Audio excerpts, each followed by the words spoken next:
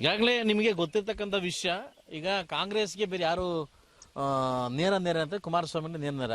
ಈಗ ಕುಮಾರಸ್ವಾಮಿ ಬಗ್ಗೆ ಆರೋಪಗಳು ಪ್ರತ್ಯಾರೋಪಗಳು ಬರ್ತಾ ಇದೆ. ಖಂಡಿತವಾಗ್ಲೂ ಅದು ಕಾನೂನು ಚೌಕಟ್ಟು ಇರೋದ್ರಿಂದ ಬಹುಶಃ ಏನಿವತ್ತು ಅರೆಸ್ಟ್ ಮಾಡ್ತೀವಿ ಅಂತ ಹೇಳ್ತೇವೆ, ಇದು ತದ್ಬಾಮ್. ಯಾಕಂದ್ರೆ ಇವತ್ತು ಗಾಜಿನ ಮನೆ ಅನ್ಕೊಂಡು ಇನ್ನೊಂದು ಗಾಜಿನ ಮನೆಯಲ್ಲಿ ಒಳ್ಳೆ ಸೂಕ್ತ ಅಲ್ಲ. ನೀವೇ ಒಂದು ಗಾಜಿನ ಮನೆ ಕೂತಿದ್ದೀರಿ, ಇನ್ನೊಂದು ಗಾಜಿನ ಮನೆ ಬಗ್ಗೆ ಬಟ್ ತೋರಿಸ್ತಾ ಇದ್ದೀರಿ. ಬಹುಶಃ ಇವತ್ತು ನಮಗಾದ್ರೆ ನಾಳೆ ನಿಮ್ಗಾಗೋದು ಖಂಡಿತವಾಗ್ಲೂ ನಾವು ಅದಕ್ಕೆ ಸದಾ ಸಿದ್ಧರಾಗಿದ್ದೀವಿ.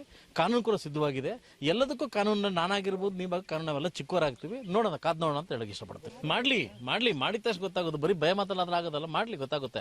ಮಾಡಿದ್ರೆ ಅವ್ರದೇ ಅಂತ ಕಾರ್ಯಕರ್ತರ ಪಂಗಡ ಮತ್ತು ಶಾಸಕರು ಏನ್ ಮಾಡ್ತಾರೆ, ಏನಾಗುತ್ತೆ ಅಂತ ಮುಂದಿನ ಕಾನೂನು ಹೋರಾಟಕ್ಕೆ ಯಾವ ಸಿದ್ಧರಾಗ್ತಾರೆ ಅಂತ ಮಾಡ್ತೀವಿ. ಇದು ಸತ್ಯಕ್ಕೆ ಸುಳ್ಳುವಾದ ಮಾತು.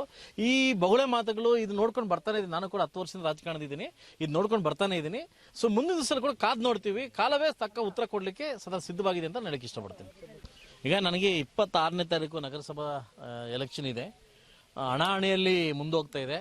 ಯಾರು ಹೋಗ್ತಾರೆ ಯಾರು ಇರ್ತಾರೆ ಇನ್ನೂ ಕನ್ಫರ್ಮೇಷನ್ ಇಲ್ಲ. ನೋಡ್ಬೋದು, ನಾನು ಕೂಡ ಶತಪ್ರಯತ್ನವನ್ನು ಮಾಡಿ ಚುಕ್ಕಾಣಿ ಇಡಲಿಕ್ಕೆ ಶತಪ್ರಯತ್ನವನ್ನು ಮಾಡ್ತೀನಿ.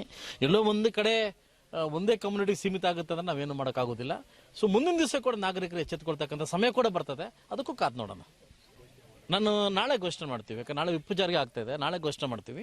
ಸೊ ವಿಪ್ ಜಾರಿಗೆ ಆದ್ಮೇಲೆ ಹೈಕಮಾಂಡ್ ಯಾರು ಸೂಚನೆ ಮಾಡ್ತಾರೋ ವಿಪ್ ಮುಖಾಂತರವಾಗಿ ನಾವು ಸೂಚನೆ ಮಾಡ್ತೀವಿ.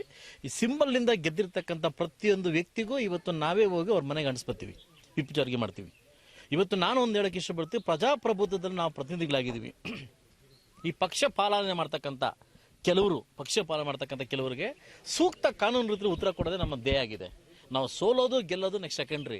ನಾವು ಗೆಲ್ತೀವಿ, ಅದು ಸೆಕೆಂಡ್ರಿ. ನಾವು ಸೋದ ಸೆಕೆಂಡ್ರಿ ಆಯ್ತಲ್ವಾ.